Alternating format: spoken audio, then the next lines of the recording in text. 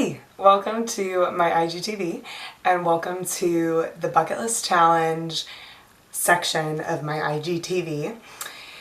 I already posted my first challenge, but I wanted to explain the challenge in itself as well as the why behind the challenge and what I'm doing for the year of 2020.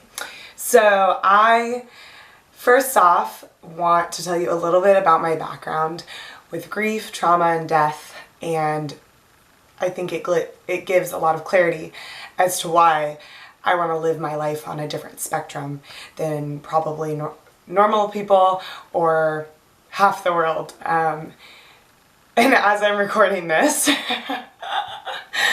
oh my goodness. So, a bird just flew into my window.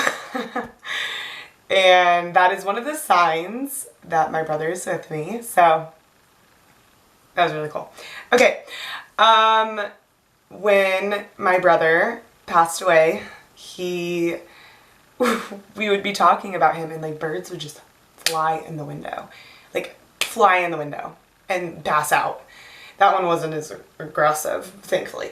But it was just so funny because I've like been finding pictures and pulling pictures out to tell this story. And then that happened. So he is very proud of me. I know that. So when I was in high school, my brother got very, very sick and he ended up becoming diagnosed with childhood cancer. He had leukemia and he suffered and really just, he was victorious over cancer, but unfortunately, without going into too many details because I don't want to make that what this video is about, he got another cancer and passed away in 2016. So to give some visuals, because I know you first look at my feed and it says grief and trauma, and then you look at these pictures and you're like, she's so happy and she's creating like bomb content. What? And if you have read the captions, then you know what I'm talking about. But I definitely love to mix up both, and that's the beautiful thing about the platform is you can do whatever you want. So I wanted to share some visuals of my Bubba. That was my nickname for him. So that guy in the middle is Cooper. That's my mom. My sister is me. So, this is Cooper, and this is him looking pretty much his average self, and like I just love to point out these socks that a friend gifted him that I actually have.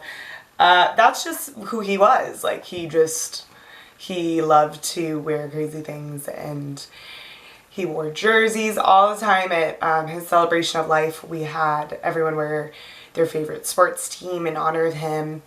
And that kind of leads me into the next photo I wanted to share, which is for Cooper's Make-A-Wish. They actually got us to New York. We were able to meet Carmelo Anthony and the Knicks. And so this is a picture of our dad and Carmelo Anthony and Cooper. And Cooper was on all sorts of medication. He was very, very swollen at that time. But definitely bucket list item for him, and one of the best parts of his life was that. And so Cooper lived an amazing, amazing life, and he, even though it was cut short, did so many things for other people and just figured out how to live life in a way that was way beyond his years, and just would give advice, especially towards the end of his life, that you didn't even understand where it was coming from, because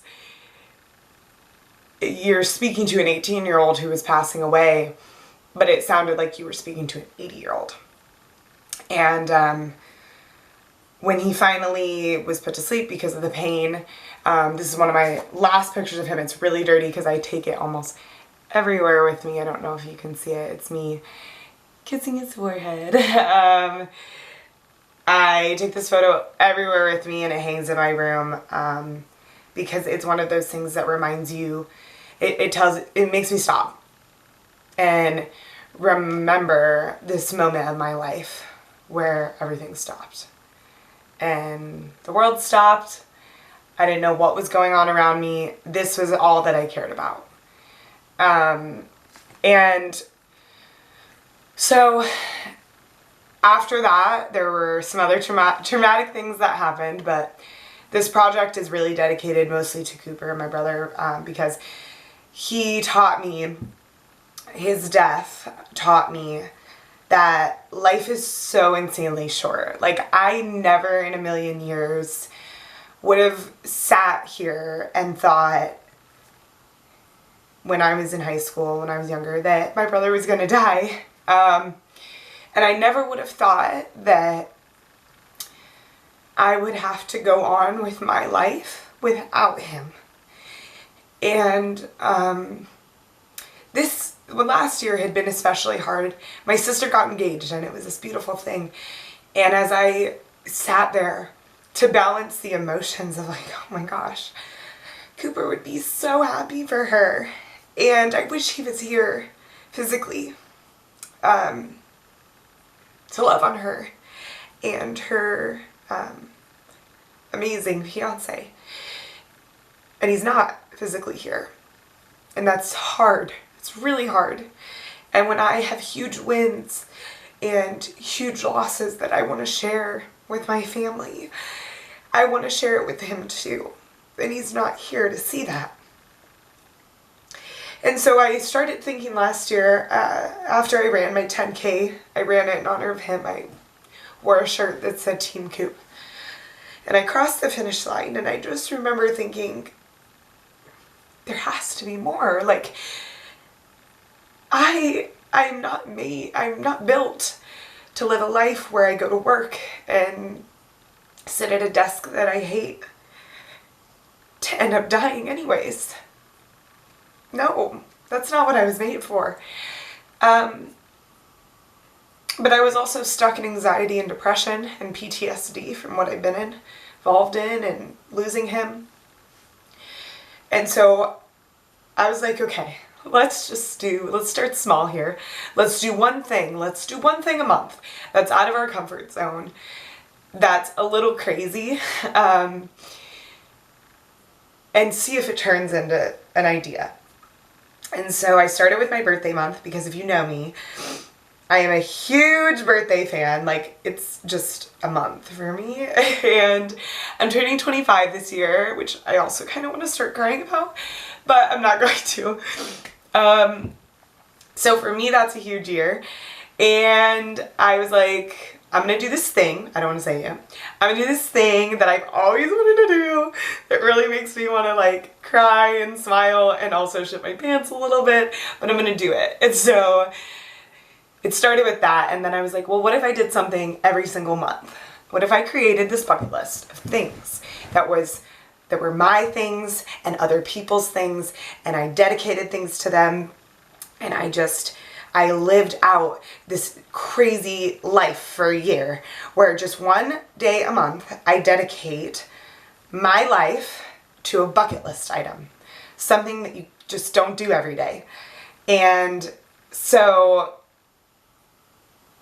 I kind of decided to just go all in, and I just started brainstorming, and I got a couple months together, and I still hadn't got January together, and I ended up doing salsa dancing.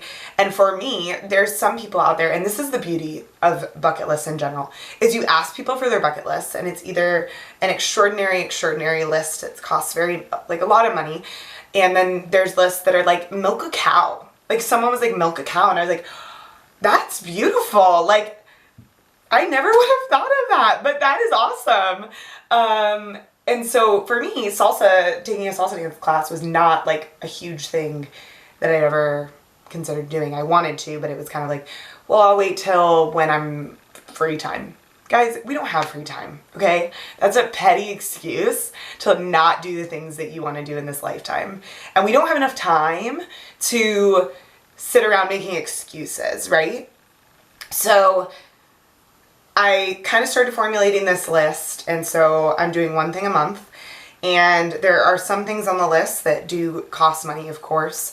And I kind of put a budget on what I was going to spend. And then there's things like the thing I'm doing next week. A couple friends are coming with me. I'm really excited. It's free. And it's just a road trip. And so it's going to be fun. And also I'm marking something off my bucket list as well as someone else's. And what I want everyone to know as I go through this and like take the time and build whatever I'm building is like, you don't need a lot of money to create your bucket list. And I messaged so many people for bucket list ideas. And the only answer I got was travel the world. And I love that answer. Like 100%, that's something I want to do too. But let's be realistic, guys. Like I'm 24, I'm a Pilates instructor. I'm not rolling in any sort of dough unless it's cookie dough, okay? So I can't do that. I just can't travel the world right now. But there's so many things I can do in my state that, and even when I go home in Vegas, right? Like there's so many things I can do where I'm at that count as bucket lists, that count as creatives. And it's taking time out of your plain, ordinary, routine schedule to do the incredible things that make your life that much better. And you find purpose, and then you're helping people, and it's just like, I'm learning so much already, and it's 1 month in. Like, I haven't even done the second bucket list item. So this project, this year, 2020, is dedicated to Cooper, is dedicated to my Bubba. To do the things, originally it was to do the things he'll never get the opportunity to do. I heard him tell me, no, Cassidy, these are the things that you get to do, not the things that I don't get to do. Reword it. So these are the things that I get to do. And some of them are crazy. Some of them I sit in my car and I'm like, am I actually gonna do that? Some of them seem easy, but I'm sure I'll be emotional. And some of the months are still not, they're still open. I still need items. So if you're watching this and you have a really cool bucket list thing that you want me to do that's not crazy expensive, or something I could potentially find locally, I'd love if you'd send some ideas my way or show this to somebody who maybe has an awesome bucket list and has done something like this. And I just want to say that you can do anything in this life, whether it be mark things off bucket lists, whether it be create a dream list and follow and chase your dreams. Death has taught me that I'm not built. I was not made and put on this earth to be ordinary. And that's why if you meet me on here or if you meet me in person, you know I'm Cassidy. And I've always been her, and she's awesome. And God built me this way for a reason. And I'm slowly figuring out what he wants me to do with this crazy personality he gave me. And this list of trauma and heartbreak and hurt that I've had to walk through. But at the end of the day, I think what he's wanting me to do is to spread the message that this life that he created is made for more. And our society has gotten pretty stuck in the everyday. And when you hear the words cancer, and when you hear the words death, final days, not much longer, the everyday ordinary disappears and suddenly becomes non-existent because you're so focused on what's in front of you. And so if you've never experienced that, dear Lord, I hope you don't, but the truth is you're going to. And if you have, I'm here for you. I understand. And I'd love for you to join me on this journey because it's going to be awesome. So that's the bucket list challenge 2020. Let's do this. If you have bucket list ideas, send them my way. And I love y'all. Bye.